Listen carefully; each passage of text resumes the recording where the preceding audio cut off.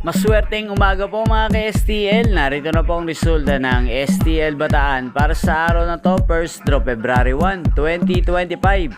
Araw ng Sabado. Naway ang mga natayaan nyo pong mga numero kanina ay manlalo nawa ngayong umagang ito, 11 AM. Kaya kunin nyo na po ang inyong mga tickets.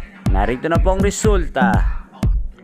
Ang mga numerong nanalo sa STL Bataan ngayong umagang ito, February 1, 2025, 11 AM. First draw result, 28 at 39 in exact order.